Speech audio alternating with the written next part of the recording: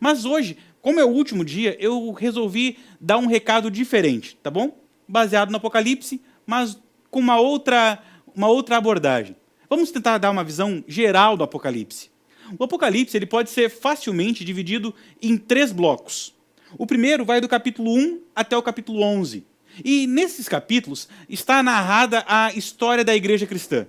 É o período que é abrangido entre a primeira e a segunda vinda de Jesus. Capítulo 1 ao 11. Do capítulo 15 ao capítulo 22, as cenas que são apresentadas, as profecias que são descritas, são específicas dos últimos tempos, dos tempos do fim, as últimas cenas, inclusive a nova terra. Agora, no meio do livro, essa terceira parte que eu pulei de propósito, que vai do capítulo 12 ao capítulo 14, nós encontramos o recado central do livro. É aqui no capítulo 12 ao 14 que a grande batalha entre o bem e o mal ela é apresentada. É aqui que a cortina é descerrada e nós podemos ver o que está acontecendo nos bastidores espirituais do mundo que nós estamos. Você vê ali as estratégias de Satanás, e nós vimos várias delas, o dragão, a besta do mar e a besta da terra, fazendo de tudo para enganar os eleitos, operando sinais e maravilhas, tentando alterar a lei de Deus, fazendo de tudo para lançar a verdade por terra. Mas no capítulo 14 acontece algo diferente. Capítulo 12 e 13, as estratégias do inimigo são apresentadas e ele faz de tudo para que ele receba adoração. Mas no capítulo 14, quem faz o convite é Deus. E diz assim, olha, adorem o Criador. Satanás, eu imagino que foi pego de surpresa quando viu a profecia. Porque ele imaginava que ia poder enganar todo mundo. Só que agora, nesse miolo do Apocalipse, Deus está contando para o seu povo, para os eleitos, para os escolhidos, aquele que tem o colírio do Espírito para entender a profecia, os bastidores. E agora está tudo sendo apresentado. Ninguém precisa ser enganado. Deus está protegendo o seu povo. E no capítulo 14, ele tem um recado, uma série de recados, melhor dizendo, especificamente para esse povo. E por isso eu quero lhe dizer com todas as letras, o capítulo 14 do livro do Apocalipse foi escrito para você. Para você que é um dos eleitos, uma das eleitas. Para você que decidiu fazer de Deus o único Senhor de sua vida. Para você que entendeu que o teu chamado é para gritar cada vez mais alto que o noivo está vindo. Para você que entendeu que nós estamos vivendo nos últimos tempos desse mundo. Para você que não quer ser enganado. Para você que quer adorar a Deus de verdade, o Criador e Salvador. Para você, Deus tem 3 recados especificamente para você. E eles estão no capítulo 14 de Apocalipse. E nós costumamos chamar esses recados de as 3 mensagens angélicas, porque 3 anjos dão esses recados. E nessa noite, eu quero ver cada um desses recados com você. E eu já vou adiantando aqui, nós sempre brincamos com isso, sobre a hashtag do dia. A hashtag do dia é o seguinte: presente. É isso. Você vai entender que essa palavra, estar presente, tem vários significados. Mas eu já vou adiantando que na reta final, a decisão que você tem que tomar é estar presente, tá bom? Agora vamos lá. No capítulo 14, a cena que é apresentada é a do juízo final. E sabe que a mídia, a ficção, ela às vezes fala desse termo, do juízo, de uma maneira extremamente negativa. Ninguém quer encarar o juízo, nem de Deus, nem da terra, essa que é a verdade. E não é à toa que isso acontece. Você pensa, por exemplo, nos filmes, nos livros, nos quadrinhos que você já viu que aparecem na expressão juízo final. É sempre uma catástrofe acontecendo, é sempre uma condenação, é sempre morte, destruição. Se você vê quadrinhos aí, quem sabe, da DC, quando o Apocalipse vem, todo mundo morre. Quando vem o juízo final, é destruição. Não é à toa que a gente acaba tendo medo do juízo. E quando a gente tem medo do juízo, às vezes a gente perde esses recados lindos que Deus tem para os eleitos, porque eles falam do juízo. Agora, engraçado é que no livro do Apocalipse, o recado que Deus tem para você é que o juízo não é uma coisa ruim. E eu vou explicar isso lendo o primeiro recado, o primeiro WhatsApp, a primeira mensagem que Deus tem para você hoje, que é a seguinte. Livro do Apocalipse, capítulo 14, versos 6 e 7. Então vi outro anjo que voava pelo céu e tinha na mão o evangelho eterno, para proclamar aos que habitam na terra, a toda nação, tribo, língua e povo. Ele disse em alta voz, temam a Deus e glorifiquem-no, pois chegou a hora do seu juízo. Adorem aquele que fez os céus, a terra, o mar e a fonte das águas. Eu quero que que você, antes de ver a mensagem, que você preste atenção em alguns detalhes. Primeiro, é um anjo, é um mensageiro que tem dado um recado, ele vem direto de Deus. E a Bíblia faz questão de dizer que ele estava voando pelo céu. Ele não está pisando num ponto da terra, por um motivo simples. Porque se a Bíblia falasse que o anjo está em tal lugar, nós íamos ser tentados a pensar que o recado era só para aquelas pessoas. O anjo está cortando o céu porque o recado é para todo mundo. Não tem distinção. Não importa se você é catarinense, gaúcho, tenho misericórdia dos gaúchos também, se é brasileiro, se é argentino, para todo mundo. Não importa a sua nacionalidade, não importa a sua origem, não importa a sua etnia, não importa a sua raça. Quer saber de uma coisa? Não importa nem a sua crença. Esse recado é para cristão, é para muçulmano, é para budista, é para hinduísta, é para ateu, é para todo mundo. Está cortando o céu, porque toda a terra precisa saber, precisam ouvir o recado. Agora, uma coisa que eu acho curioso é que a Bíblia fala que esse recado é um evangelho eterno. E sabe o que significa a palavra evangelho? Uma boa notícia, uma coisa boa. Quando uma coisa muito, muito boa acontecia, quem contava essa notícia nos tempos bíblicos estava contando evangelho, uma boa notícia. E o anjo tem uma boa notícia para contar para o mundo inteiro. E é uma boa notícia que é eterna, ela sempre foi a mesma. Agora, o curioso é que essa boa notícia, ela é apresentada da seguinte maneira: temam a Deus e glorifiquem-no, pois chegou a hora do seu juízo. A boa notícia que o anjo tem para contar é que chegou o juízo. E aí parece que dá um tilt, né? Dá uma bloqueada, um bug no cérebro. Fica bugado, que nem meu filho fala. Porque até então, tudo que nós tínhamos de referência de juízo eram coisas negativas. Era condenação, é medo, é apreensão. Só que aqui o anjo está dizendo, não é nada disso. O juízo final é uma ótima notícia. Todo mundo tem que ficar sabendo. É uma notícia extraordinária, a melhor de todas as notícias. É um evangelho eterno. Agora, se é uma notícia tão boa assim, o que está nessa notícia que eu não consegui entender? Bom, vamos ler de novo com carinho o que o anjo disse que é o evangelho eterno. Presta atenção. O evangelho eterno, a boa notícia, segundo o anjo, é a seguinte: temam a Deus e glorifiquem-no, pois chegou a hora do seu juízo. Adorem aquele que fez os céus, a terra, o mar e a fonte das águas. A boa notícia que o anjo tem para dar sobre o juízo é que você deve temer a Deus. E aqui definitivamente, aí sim, Davi está me assistindo, meu filho, aqui é para bugar mesmo, né? Porque já não bastasse ser juízo, o anjo está dizendo que a melhor notícia que você pode receber é que você deve temer a Deus. E aqui tem um baque, porque na nossa cabeça, ter medo é uma coisa negativa. É uma coisa essencialmente contrária à felicidade. Como é que pode ser uma boa notícia se eu vou ter medo? Agora, se você em algum momento já se pegou pensando assim, que essa boa notícia parece meio estranha, eu preciso lhe dizer um detalhe sobre o apóstolo João. Você sabe que a Bíblia não foi escrita em português, né? Ela foi escrita no Antigo Testamento, quase todo em hebraico, algumas porções em aramaico, e o Novo Testamento em grego. O livro do Apocalipse foi escrito em grego. Acontece que ele foi escrito em grego por um camarada que pensava em hebraico, em aramaico, que era a questão de João. Você já tentou escrever alguma coisa em inglês, por exemplo, se o inglês não for sua língua nativa? Talvez você até consiga escrever, mas geralmente como é que a gente faz? A gente pensa em português, constrói a frase em português e depois traduz na hora de escrever. João estava fazendo isso aí, porque o grego não era a língua nativa dele. Ele estava colocando num outro idioma, num segundo idioma. E o que acontecia? Mesmo escrevendo em grego, ele pensava como judeu. E aí acontece um detalhe curioso. É que o hebraico é uma língua que nós chamamos de língua pobre. Por quê? Porque ela não tem dinheiro? Não, não é por isso. É porque ela tem poucos verbetes. Na verdade, alguns estudiosos dizem que o hebraico tem cerca de 9.000 verbetes. Palavras, termos, expressões. Se quer saber como isso é pouco? Em português, sem contar gírias e neologismos, só das palavras que são usadas num dicionário famoso, que é o Ruais, nós temos 370.000 palavras. Você está entendendo? E agora, pasmem, no tempo de João, as pessoas usavam só cerca de 6.000 palavras. E o que isso tem a ver com as profecias? O que isso tem a ver com o evangelho, aqui com o juízo? Eu vou lhe explicar. É porque, como eles usavam poucas palavras, uma única palavra acabava tendo uma série de significados. E é o que está acontecendo aqui, sabia? Quando João fala assim, temam a Deus, esse temor a Deus é uma palavra que é mais ampla do que apenas ter medo, do que apenas ficar apreensivo.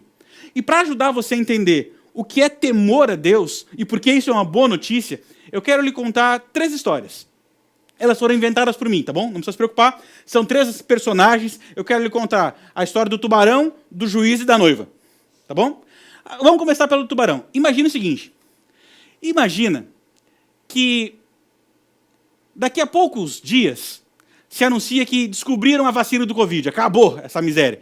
Todo mundo vai ser vacinado. A gente é vacinado em pouquíssimo tempo. Em uma semana, todo mundo está vacinado. Acabou a pandemia. Acabou o coronavírus.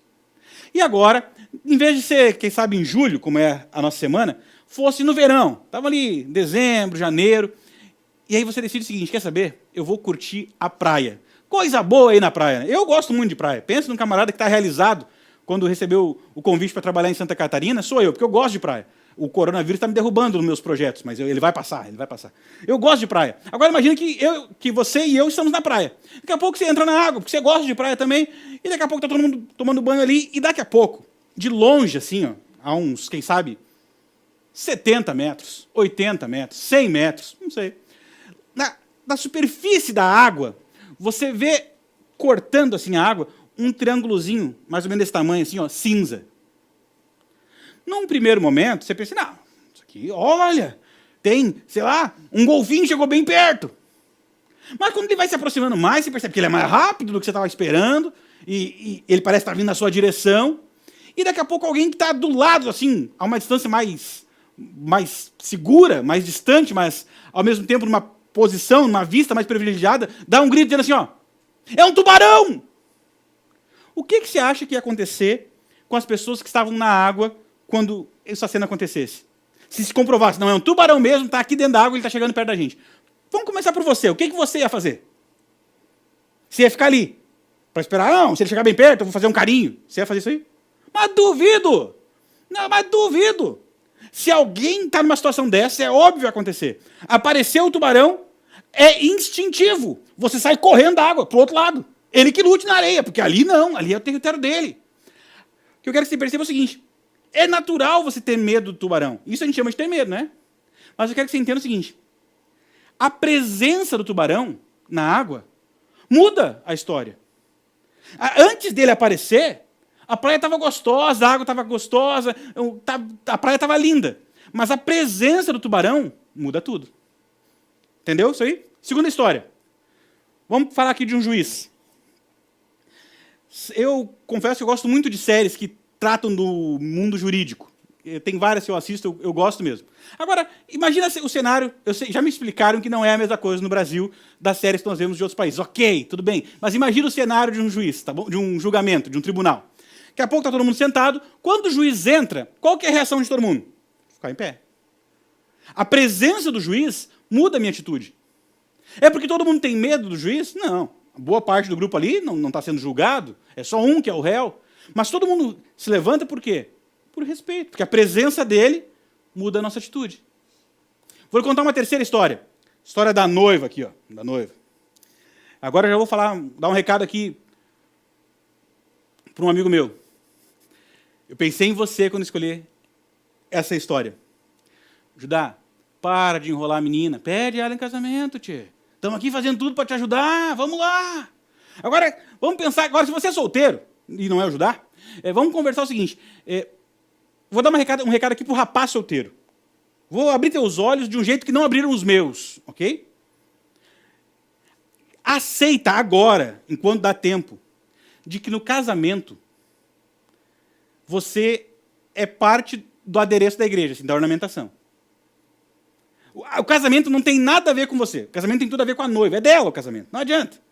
Por exemplo, tem dia da noiva. Vê se tem dia do noivo. Não tem, porque não é o teu dia. É o dia dela. Você entra na igreja, cara, ninguém está nem aí. Se tem um cara olhando o ato, ele continua olhando. Está nem aí para você ver se tem uma marcha do noivo. Não tem. A gente entra com qualquer música. Agora, quando entra a noiva, aí a pegada é diferente. Por quê? Porque é tudo dela. É dela o casamento. Não adianta.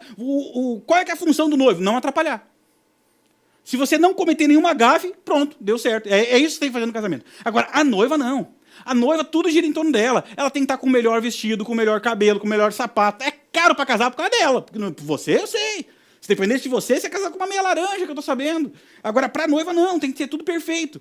E faz sentido. Por quê? Porque quando ela coloca o pé dentro da igreja, todo mundo tem uma reação imediata, que é ficar em pé para assistir a noiva. Agora eu lhe pergunto, eles levantam porque tem medo da noiva? Não, claro que não. Lógico que não. É que eles simplesmente reconhecem que o que tem de mais importante no casamento chegou. A presença da noiva altera a atitude do público. Olha o que tem, qual é a semelhança dessas três histórias? É que em todas elas, a presença do ser mais importante altera todo o resto. Na praia, dentro d'água, ninguém é mais importante que o tubarão. A presença dele altera todo mundo. No tribunal, ninguém é mais importante que o juiz. A presença dele altera a atitude de todo mundo. No casamento, é a noiva que é mais importante. A presença dela na igreja altera a atitude de todo mundo. Agora, aí, ó, tá aí, noiva. Pensa que mulher bonita, né? Cara, meu casamento, olha, meu casamento foi um espetáculo. Você vai achar que é mentira. Ah, não, tá jogando confete, eu nem tenho foto aí para provar. Mas vou lhe dizer, fácil, que ela conseguiu, não me pergunta como. Quando ela me falou o dia da noiva, eu pensei que era uma roubada. Mas depois que eu vi o resultado, valeu a pena. Você acredita que ela estava ainda mais bonita do que está agora? Eu sei que é ruim de acreditar, mas estava. Não estou de brincadeira. Daqui a Dani, daqui a pouquinho, ela vai cantar com a gente. Agora, olha só.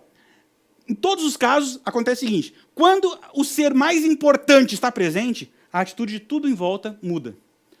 Por medo, por respeito, por reconhecer que há um ser maior, mais importante, proeminente em relação a mim. Agora, quando João fala assim, ó, temam a Deus, é disso que ele está falando. O que ele está dizendo é o seguinte, eu tenho uma boa notícia. Deus está presente. E porque ele está presente, a sua atitude precisa ser diferente. Agora você entende quando ele fala assim, ó, temam a Deus, dai glória, glorifiquem-no, porque ele está presente. Durante todo esse processo de engano de Satanás, ele fez de tudo para você achar que Deus tinha te deixado sozinho, que ele tinha abandonado esse mundo, que ele não se importava mais. Mas o recado do anjo é o seguinte, não! Tem uma ótima notícia para você. Você não está sozinho. A primeira grande notícia para os eleitos, você não está sozinho.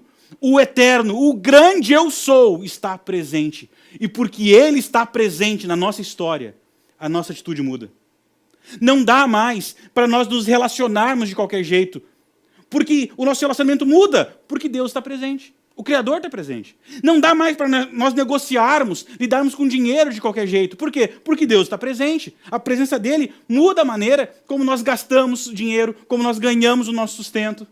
Não dá para você tratar os mandamentos de qualquer jeito. Por quê? Porque Deus está presente. A presença dele muda a nossa atitude. A primeira grande notícia para você é o seguinte, você não está sozinho. Antes de ler a segunda mensagem, eu agora quero começar a falar de coração para coração. Você já se sentiu sozinho alguma vez? Em alguma circunstância, situação, você atravessou uma situação onde estava tudo dando errado. As cordas estavam escapando das mãos. E você pensou, puxa, não tem ninguém por mim. De repente, quando uma doença chegou na tua casa, na tua família. Quando, quem sabe, você enfrentou um acidente, uma demissão, uma reprovação. Quem sabe você foi magoado, foi traído por alguém que você confiava. E nessas situações, é normal a gente pensar, puxa, mas não tem mais ninguém por mim. E o recado do anjo é o seguinte, não, você não está sozinho. O grande eu sou está junto com você. Pode mudar a atitude, porque Deus não deixou você na mão. Não é uma grande notícia? Recado especial para você. Você não está sozinho. A segunda notícia do anjo vem no verso 8 e diz assim, ó. Um segundo anjo o seguiu dizendo, caiu a grande Babilônia, que fez todas as nações beberem do vinho da fúria da sua prostituição. Olha a segunda grande notícia. Capítulo 12 e 13, apareceram vários processos de engano, de zombaria das coisas de Deus, de engano, de mentira, operando sinais e prodígios, tudo para causar confusão entre os eleitos. Mas agora vem o segundo anjo e diz assim, olha, o engano acabou. As pessoas estudaram a profecia. O que está nos bastidores foi revelado. O engano, o poder de Satanás é finito. Tem data, tem hora, tem momento em que acaba. Caiu Babilônia. Pode ser um império que parece impossível, como era nos tempos de Ciro. Lembra que nós estudamos a queda de Babilônia? É impossível, ninguém vai entrar nessa cidade, essas muralhas são muito altas. Não, caiu Babilônia. Deus, o Todo-Poderoso, derruba a estratégia de Satanás. Perto de Satanás, aliás, perto de Deus, Satanás não tem poder algum. É uma diferença abissal entre criador e criatura. Não dá nem para o cheiro. E é por isso que o anjo fala, tem uma boa notícia para você. Acabou Babilônia. Deus venceu. O engano não vai prosperar. Você não precisa mais ser iludido. Você não precisa mais ser enganado. Você não precisa mais ser frustrado. O Todo-Poderoso venceu. A verdade triunfou. Caiu Babilônia. Segunda grande notícia. Agora, na terceira, a linguagem ela vai ser um pouco mais direta. Mas eu vou aproveitar a terceira mensagem angélica para lhe fazer um convite. Tá bom? A terceira mensagem diz assim, Apocalipse, capítulo 14, verso 9 a 11. Um terceiro anjo seguiu, dizendo em alta voz, se alguém adorar a besta e a sua imagem, e receber a sua marca na testa ou na mão, também beberá do vinho do furor de Deus, que foi derramado sem mistura no cálice da sua ira. Será ainda atormentado com enxofre ardente na presença dos santos anjos e do Cordeiro. E a fumaça do tormento de tais pessoas sobe para todo sempre. Para todos os que adoram a besta e a sua imagem, e para quem recebe a marca do seu nome, não há descanso, dia e noite. Se há uma coisa que eu gosto no Deus que me criou, é que ele não é duas caras. Eu não sei você, mas me incomoda a falsidade. Ele incomoda também? O meu filho, Davi, falei algumas vezes nele hoje, ele tem esse estilo de vida. Nada incomoda mais o Davi do que alguém falar alguma coisa e fazer outra. E Deus também não concorda com isso. Então ele joga limpo, desde o início. E nesse processo de jogar limpo, ele lhe apresenta uma realidade que inevitavelmente vai se apresentar na tua vida, na tua história. Uma hora, mais cedo ou mais tarde, você vai ter que responder uma pergunta, que é simples, mas extremamente importante. A pergunta é, onde você vai passar a eternidade? Só você pode responder. Ninguém pode responder por você, é você. E agora, num primeiro momento, o anjo diz o seguinte, se Deus não for o único Senhor, se você não tiver a marca de Deus, o selo de Deus, se você optar pelo selo da besta, você é livre para isso. Mas saiba que existem consequências. Eu sei que essa linguagem é ruim. Nós estamos numa sociedade uma geração, melhor dizendo, que não gosta desse tipo de discurso, né? Não gosta de consequências. Nós gostamos de recompensas. Mas consequências, não é politicamente correto falar nisso. Mas imagina que se, no final das contas, houvesse uma consequência e você não tivesse ficado sabendo. Aí na hora, vai lá a condenação e você olha para Deus, puxa, mas não fiquei sabendo. Pois é que eu pensei que essa parte ia ser muito dura, talvez ia se impor, se magoar, então eu não contei. Não, isso aí não é um Deus de amor. Deus, ele mostra a realidade para você. Existe uma consequência. Agora, se você não escolher ser enganado, se você decidir entregar a sua vida para Jesus, também é uma consequência.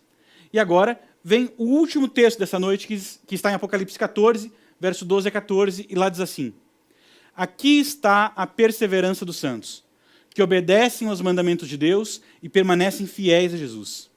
Então ouvi uma voz do céu dizendo, escreva, felizes os mortos que morrem no Senhor de agora em diante. E diz o Espírito, sim, eles descansarão das suas fadigas, pois as suas obras os seguirão.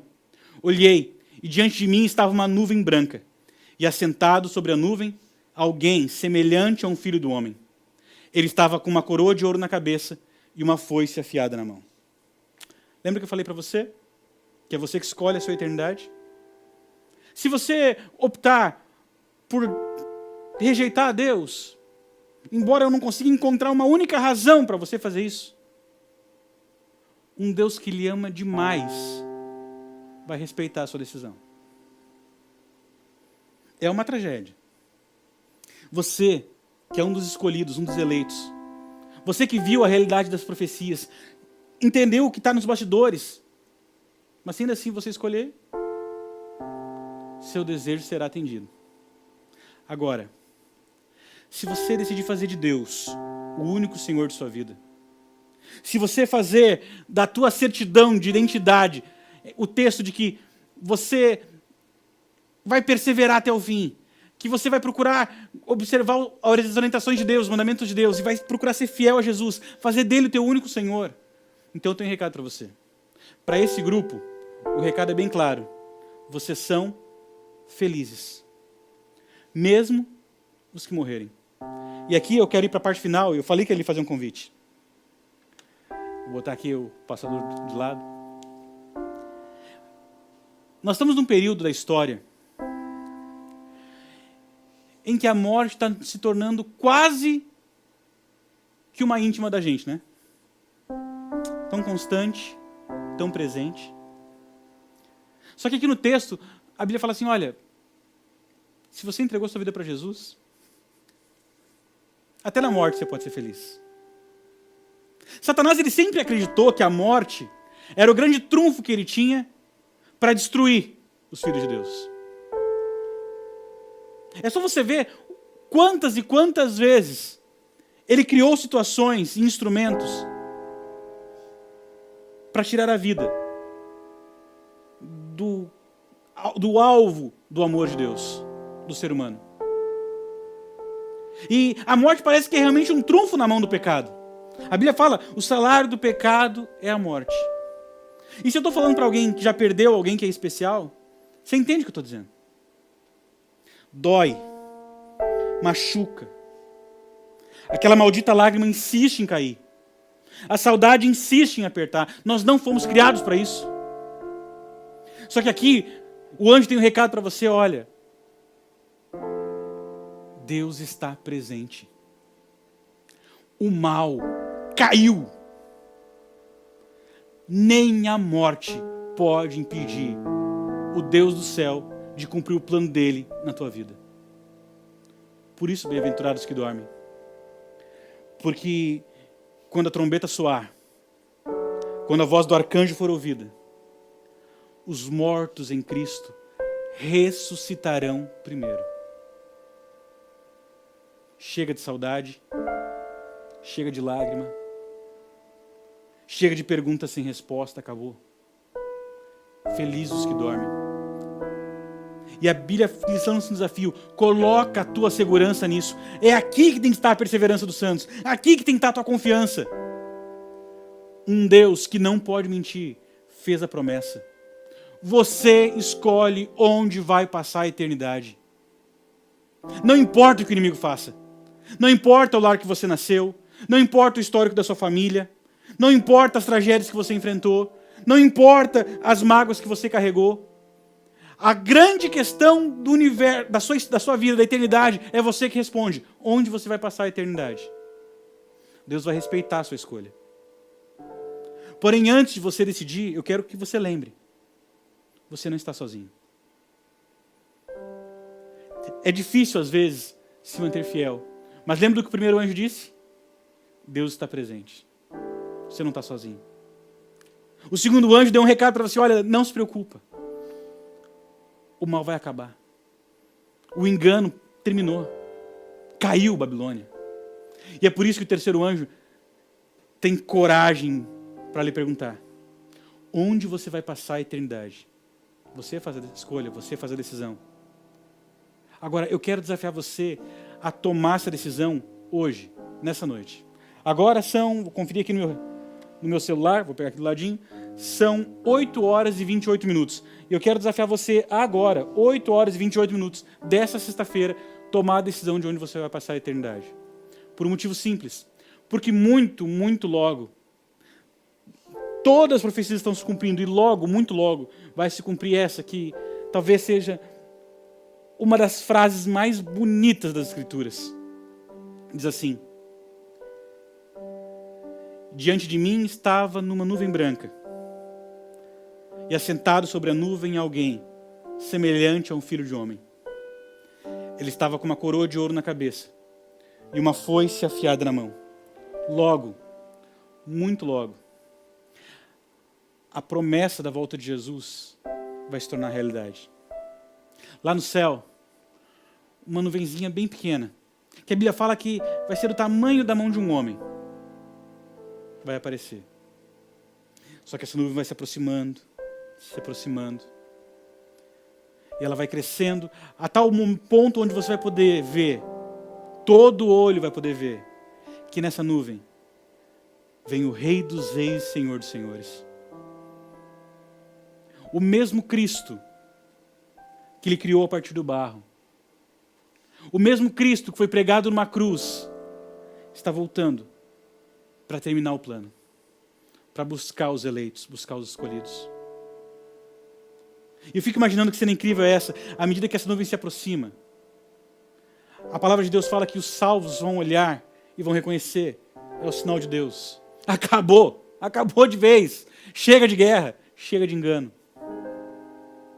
A Bíblia fala que nós vamos escutar sons de trombetas, uma música extraordinária. Já reparou quantas pessoas gostam de música? Eu não consigo lembrar de uma única pessoa que tenha me dito, olha, eu não gosto de música. Tem alguns que têm mais talento, mais aptidão, gostam mais, mas rejeitar música eu nunca vi. Eu acho que foi Deus que colocou isso no nosso coração. Para a gente aí sentindo um gostinho do que vai ser o dia da sua volta. Porque se tem músicas legais na terra, você imagina essa, que está sendo composta desde a fundação do mundo, para ser tocada no dia mais incrível da história da humanidade. As trombetas ecoam, e a Bíblia fala que a voz do arcanjo vai ser ouvida. Agora, uma coisa curiosa, você sabia que a Bíblia só fala de um único arcanjo? Arcanjo é assim, o primeiro dos anjos, ele é o arcanjo. E sabe qual é o nome dele? Miguel. Miguel é o nome de Jesus, quando ele está em batalha frontal contra o mal. Ele carrega o seu nome de guerra, Miguel, seu codinome. E agora a Bíblia fala que a voz do arcanjo vai ser ouvida. A voz de Jesus vai ecoar pelo espaço inteiro. E ele vai começar a chamar aqueles que a morte tomou. Eu fico imaginando, Satanás sempre teve a morte como um grande trunfo. Na batalha contra o plano de Deus, ele tinha a morte. Mas agora Jesus veste a armadura de Miguel. Porque para essa batalha, ele vem para encerrar a guerra. A vitória já foi garantida lá na cruz. O que vai acontecer agora é que o universo inteiro vai ver o tamanho do poder do nosso Deus. Porque a principal arma de Satanás, que era a morte, onde ele prendia os filhos de Deus, vai se desfazer só pelo som da voz. A morte já tomou pessoas que eu amava, que eu amo.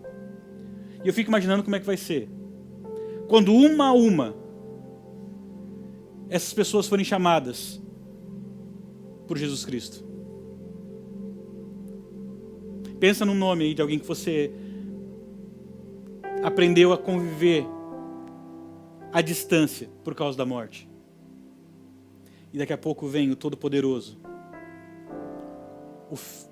Alguém parecido como um filho do homem, com uma coroa na cabeça. E ele diz assim: Maria Adelaide, levanta. Acabou a guerra. Vem. Daqui a pouco ele fala assim: Marcos, levanta.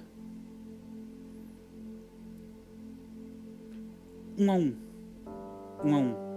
Daqui a pouco ele vai olhar e vai dizer assim: Jonas, levanta.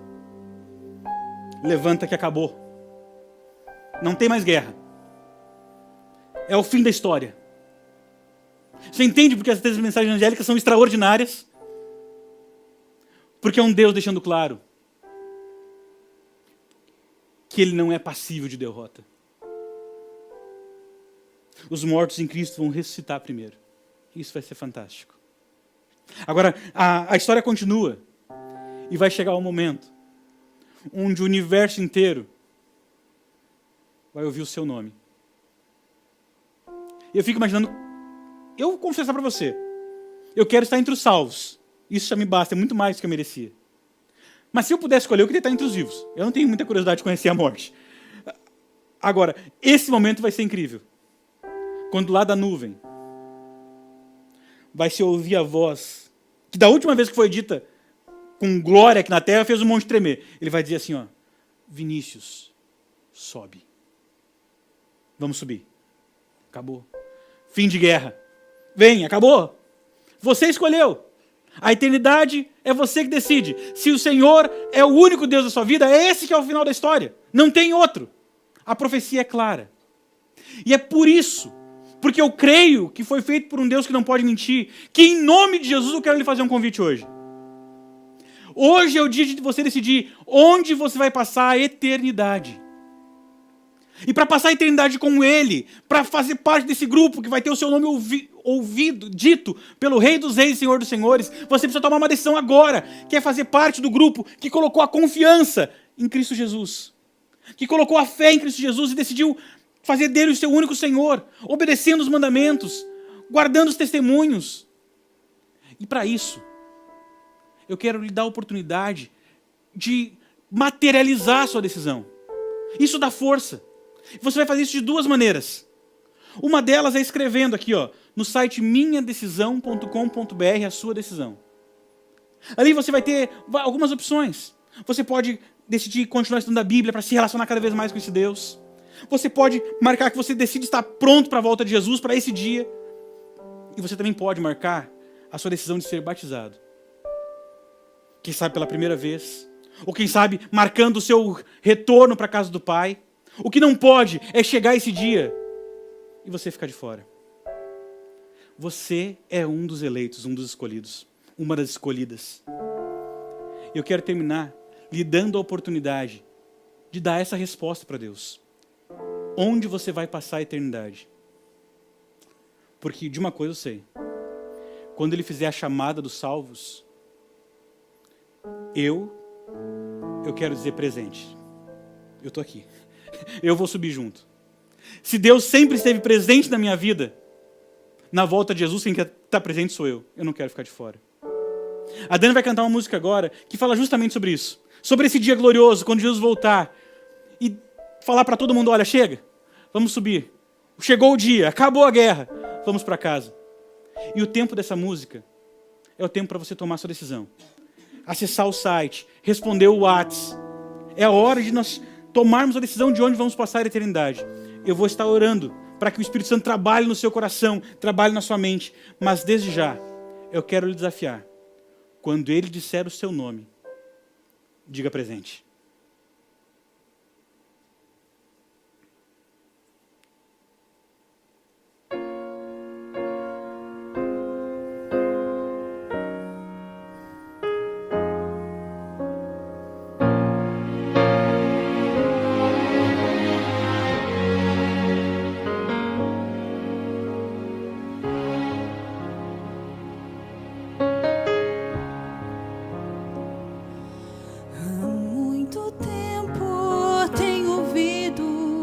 Promessa de que virás para resgatar os filhos teus.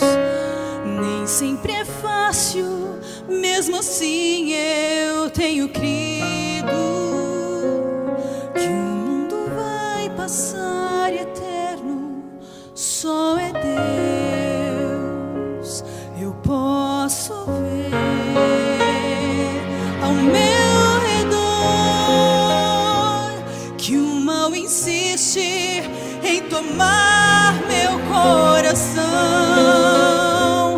mas tua mão me faz melhor para merecer o instante em que direi então, Senhor Jesus,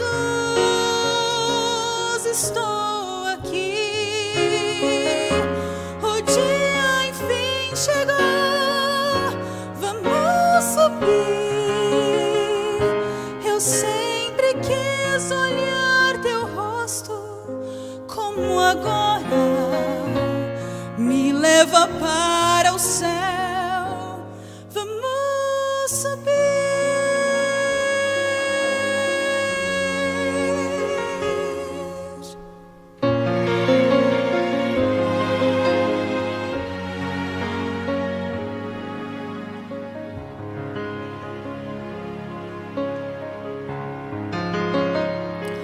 Mesmo que todos os amigos afastem e que eu seja perseguido em meu viver.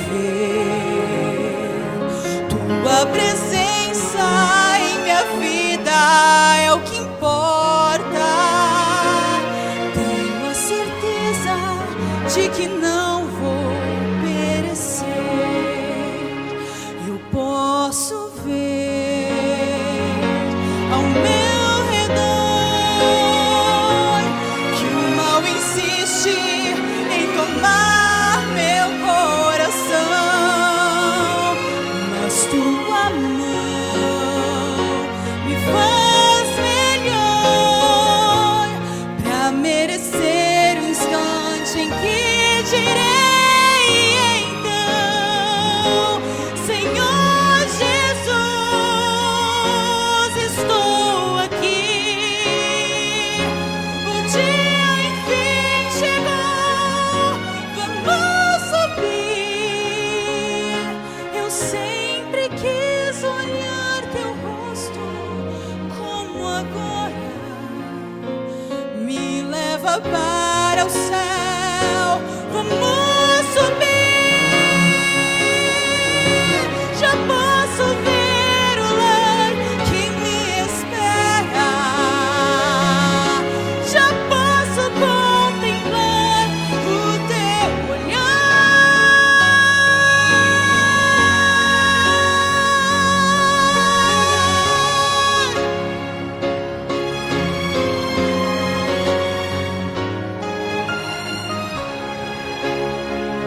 Eu sempre quis olhar teu rosto como agora.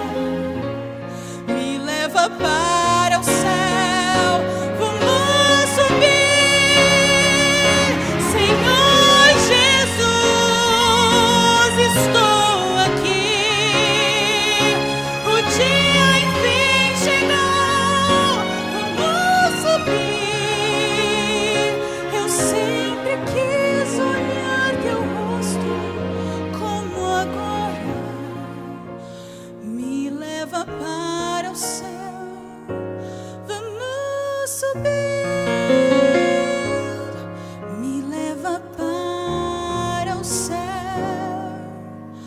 vamos subir.